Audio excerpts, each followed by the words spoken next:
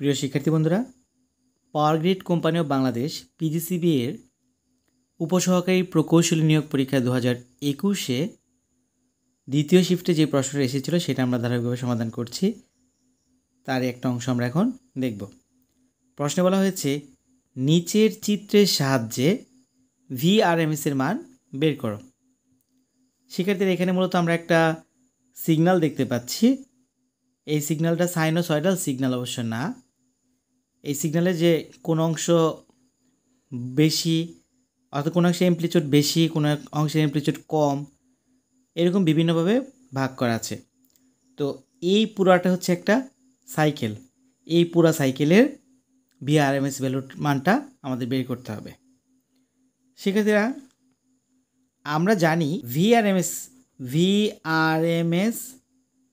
Square equals to 1/t integration of xt dt। এটা হচ্ছে actually formula, কিন্তু এই ফর্মুলাতে একটু লক্ষ্য করো যে এখানে xt লিখলাম, এটা হচ্ছে x স্কোয়ারটি হবে। ওকে, এখান থেকে তুমি যদি VRMS বের করতে চাও তাহলে কি করতে পারো? লিখতে পারো যে VRMS ইকুয়ালস টু 1/t। তখন সবটার উপর কী করতে হবে? একটা তোমাকে রুট ওভার দিতে হবে। অর্থাৎ VRMS equals to 1/t integration of xt square dt। এটা হচ্ছে মূলত RMS ভ্যালুর মান। এখানে যতগুলো ধাপ হবে, যতগুলো ধাপ বলতে আমি বোঝাচ্ছি কি, দেখো 0 থেকে 2 সেকেন্ড পর্যন্ত অ্যামপ্লিটিউড অর্থাৎ ভোল্টেজের মান ছিল -10 ভোল্ট। আবার 2 থেকে 4 সেকেন্ড পর্যন্ত এই ভোল্টেজের মান ছিল 4 ভোল্ট, পজিটিভ 4 ভোল্ট। আবার 4 থেকে যে 6 সেকেন্ড এর মধ্যে ভোল্টেজের মান ছিল 0। 6 থেকে 8 সেকেন্ড তার ভোল্টেজের মান ছিল -2 ভোল্ট, এবং 8 থেকে 10 সেকেন্ড তার ভ্যালুও 0। তাহলে এখান থেকে কয়েকটা ধাপ, একটা ধাপ, দ্বিতীয় ধাপ, তৃতীয় ধাপ, চতুর্থ ধাপ এবং পঞ্চম ধাপ। তোমরা যদি চাও যে এখান থেকে এইটুকু পর্যন্ত ভোল্টেজের কোনো মান ছিল না, তাহলে আমি এইটুকু ইন্টিগ্রেশন করব কেন? তোমরা চাইলে একটু বাদও দিতে পারো। ওকে, সো 4 থেকে 6 সেকেন্ড এবং 8 থেকে 10 সেকেন্ড এই দুইটার সময় কী ছিল না? ভোল্টেজের কোনো ধরনের ভ্যালু ছিল না। ভোল্টেজের ভ্যালু ছিল, কিন্তু সেটা হচ্ছে 0 ভোল্ট।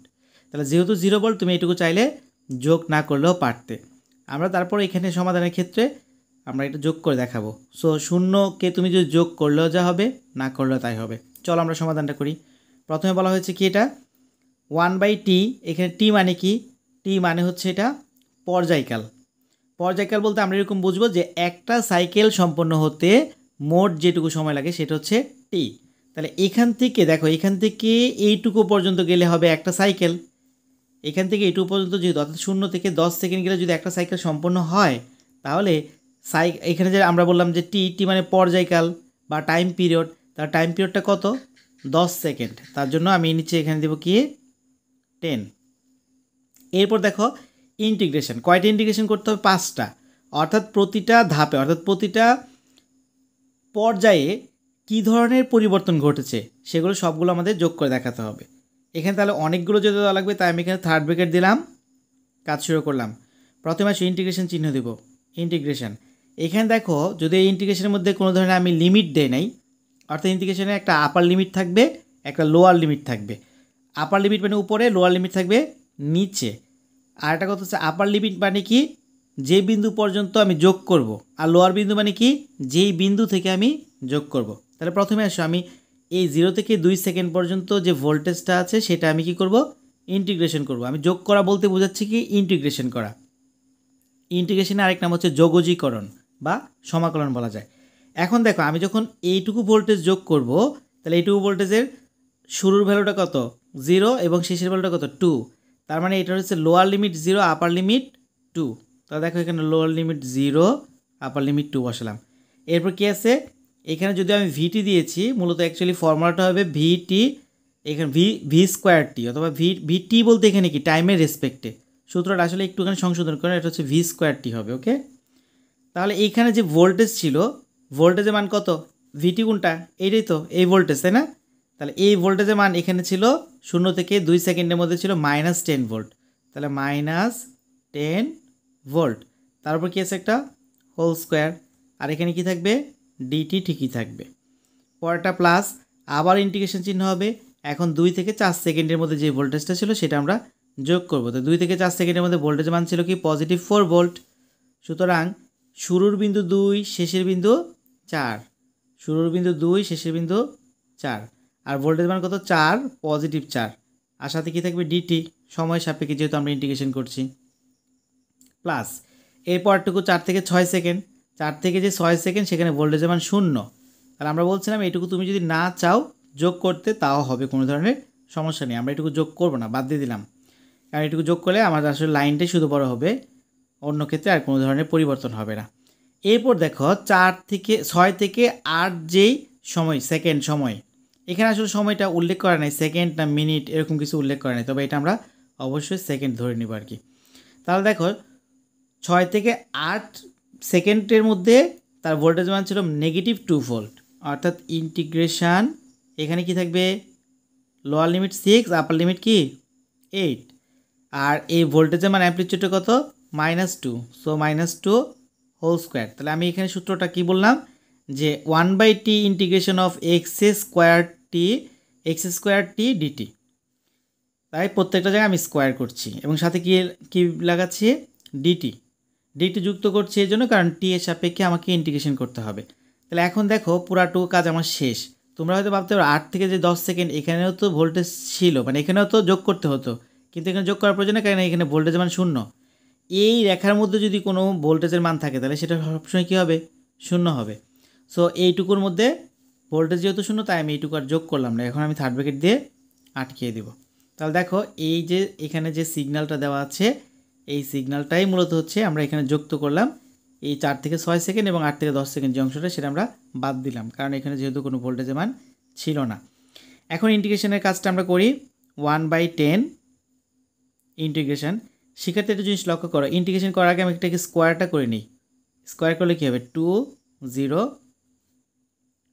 এটা হবে 100, মাইনাস থাকবে না কারণ যেহেতু স্কোয়ার আছে, আর ডিটি ঠিকই থাকবে, plus integration 4 2 16 4 4 16 dt plus integration 8 আর কী হবে 6, আর এটা হবে কত 4 ডিটি। তাহলে এইটুকু থার্ড ব্র্যাকেটের ভিতরে আমরা জাস্ট একটু রাফ করে নিলাম। এবার আমরা ক্যালকুলেশন করব। ক্যালকুলেশন করলে কী করতে হবে ইন্টিগ্রেশন করলে, ইন্টিগ্রেশনের নিয়মটা হচ্ছে যার সাপেক্ষে ইন্টিগ্রেশন করব সে যদি এখানে থাকে তাহলে একরকম সূত্র, আর যদি যার সাপেক্ষে ইন্টিগ্রেশন করব সে যদি এখানে না থাকে তাহলে সূত্র অন্যরকম। অর্থাৎ আমি বলতে চাচ্ছি দেখো ইন্টিগ্রেশন অফ x⁴n আবার dx, তার ফর্মুলা হচ্ছে x⁴n+1 নিচে n+1, অর্থাৎ এখানে পাওয়ার যা দেওয়া থাকবে, দেখো এক্সের সাপেক্ষে ক্যালকুলেশন করছে এখানে এক্স ছিল, তাহলে এক্সের পাওয়ার যা থাকবে নিয়ম হচ্ছে এক্সের পাওয়ার সাথে 1 যোগ হবে, আর নিচে এই যে 1+n+1 ছিল এই n+1টা নিচে লিখতে হবে, এটা হচ্ছে রুলস। আরেকটা সূত্র দেখো যে ইন্টিগ্রেশন অফ কনস্ট্যান্ট। কনস্ট্যান্ট মানে কি, কনস্ট্যান্ট মানে হচ্ছে কোনো ধরনের পরিবর্তনশীল রাশি এখানে নেই। এইটুকুর ফর্মুলা কী হবে, কোনো কনস্ট্যান্ট ভ্যালু থাকলে যার রেসপেক্টে অর্থাৎ যার সাপেক্ষে তুমি ইন্টিগ্রেশন করছো তার যে ভেরিয়েবলটা সেটা ওর কনস্ট্যান্ট ভ্যালুর সাথে বসে যাবে। অর্থাৎ আমি বলতে চাচ্ছি ধরো ইন্টিগ্রেশন অফ 10 dx, তাহলে দেখো 10 কি একটা কনস্ট্যান্ট ভ্যালু, কনস্ট্যান্ট কি কারণ 10 এর সাথে এক্স নাই বা 10 এর সাথে ওয়াই নাই যে এক্স ওয়াইয়ের মান চেঞ্জ করলে এইটার মান চেঞ্জ হবে, যেহেতু 10 কনস্ট্যান্ট, 10 পরিবর্তনশীল না, কার সাপেক্ষে ইন্টিগ্রেশন করছি আমরা এক্সের সাপেক্ষে করছি, তাই এটা ইন্টিগ্রেশন করার সময় যেটা হবে এইখানে ইন্টিগ্রেশন দুইটা উঠে যাবে, 10 ঠিকই থাকবে, আর এই কনস্ট্যান্ট ভ্যালুর সাথে যার সাপেক্ষে আমি ইন্টিগ্রেশন করলাম তার একটা ভেরিয়েবল রয়ে যাবে। এটা হচ্ছে মূলত ফর্মুলা। তার মানে ইন্টিগ্রেশন অফ কনস্ট্যান্ট ডিএক্স বলতে কি বুঝবো, এখানে বুঝবো কনস্ট্যান্ট যে ভ্যালু সেটা ঠিকই থাকবে এবং যার সাপেক্ষে ইন্টিগ্রেশন করেছি তার ভেরিয়েবলটা সাথে চলে আসবে। এখন দেখো আমি এখানে যেটা দেখাচ্ছি কীভাবে আমাদের এই সূত্রটা কাজে লাগে। এই সূত্রটা এইভাবে কাজে লাগবে, এখানে তো 100 তাই না, টি এর সাপেক্ষে ডিটির সাপেক্ষে, ডিটি বলতে এরকম বুঝবে না, আমরা বুঝবো হচ্ছে টি এর সাপেক্ষে এটাকে আমরা অন্তরীকরণ করছি, আমরা এটা বুঝবো টি এর সাপেক্ষে এটাকে যোগজীকরণ বা ইন্টিগ্রেশন করছি। তাহলে 100 যেহেতু কনস্ট্যান্ট, টি এর সাপেক্ষে ইন্টিগ্রেশন করলাম, তো এর কাজ কি ইন্টিগ্রেশন করার সময় কী হবে 100 ঠিকই থাকবে, তার সাথে যার সাপেক্ষে ইন্টিগ্রেশন করেছি সেই ভেরিয়েবলটা এখানে বসে যাবে। ওকে, এখন দেখো এখানে আপার লিমিট লোয়ার লিমিটটা কোথায় যাবে, এখানে জাস্ট থার্ড ব্র্যাকেট দিবে, দিয়ে আপার লিমিট আপারে লোয়ার লিমিট লোয়ারে বসিয়ে দিবে। কেমন? এখন দেখো এই যে 10টা ছিল তো সবার সাথে, তাই না? সবার সাথে দেওয়ার জন্য আমি কী করলাম, আরেকটা থার্ড ব্র্যাকেট দিলাম। এরপর দেখো এইটুকু ইন্টিগ্রেশনের কাজ শেষ। পরের টু কী আসবে দেখো, 16, এটা একটা কনস্ট্যান্ট ভ্যালু, টি এর সাপেক্ষে আমরা যোগজীকরণ করছি, সুতরাং এটারও কাজ কী হবে, 16 ঠিকই থাকবে, তার সাথে টি বসবে। আর আপার লিমিট যেটা ছিল আপারে, লোয়ার লিমিট কী হবে, লোয়ারে চলে যাবে। সেমভাবে একই কাজ হবে এটাতে, থার্ড ব্র্যাকেট থাকবে 4, তার সাথে একটা টি বসবে, আপার লিমিট 8, লোয়ার লিমিট 6। তাহলে এই হচ্ছে মূলত আমাদের ইন্টিগ্রেশনের কাজ শেষ। এবার আমরা মানগুলো বসাবো, কোনটা, আপার লিমিটের মান লোয়ার লিমিটের মানটা বসাবো। সেক্ষেত্রে লক্ষ্য করো এখানে 100 আছে, তাই না? তাহলে এই টি এর মানে একবার 2 বসবে, টি এর মানে একবার 0 বসবে। আমি বলতে যাচ্ছি 100 টি এর একবার মান বসাও, সেটা কত হবে 2, টি এর মান যখন 2 বসবে এই ভ্যালুটা কী হবে, এরকম হবে, মাইনাস এই সেমভাবে 100 কি থাকবে, তার সাথে টি গুণ হবে, টি এর লোয়ার লিমিট গুণ হবে, সেটা হচ্ছে কি 0। তাহলে এটা হচ্ছে কি, এই আপার লিমিট একবার বসালাম, লোয়ার লিমিট একবার বসালাম। দেখো 100 কি আছে, আপার লিমিট বসালাম একবার, 100 ঠিক আছে, লোয়ার লিমিট বসালাম, এবং মধ্যে কী হবে, সূত্রের মাইনাস হবে। তাহলে এইটাও একটা অংশ শেষ।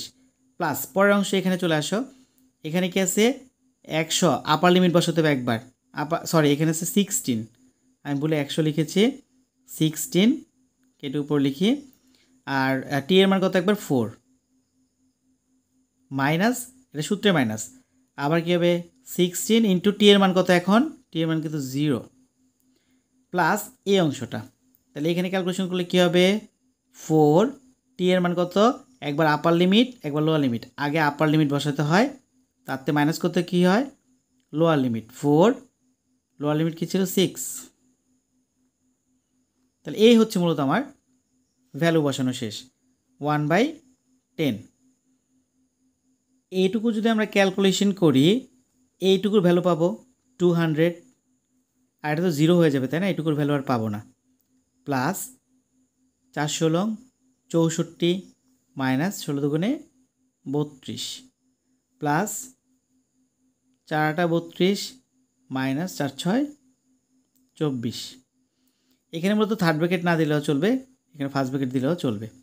তো টোটাল যদি ক্যালকুলেশন করো তাহলে এর ভ্যালুটা কত আসবে, 1/10। আর এই টোটালটুকু যদি যোগ করো, অর্থাৎ -32 প্লাস 32 চলে যাবে, আবার 64 থেকে যখন 24 চলে যায় তখন তার মান থাকে 40, অর্থাৎ 240 থাকে, 240। এই টোটাল ক্যালকুলেশন করলে আসবে 24। তাহলে এটা হচ্ছে 24, এইটুকুর মতো রয়েছে। এটা কার মান, এটা হচ্ছে VRMS স্কোয়ার, VRMS স্কোয়ারের মান কত, 24 ভোল্ট। তাহলে আমার দরকার শুধু VRMS, সুতরাং VRMS ইকুয়ালস টু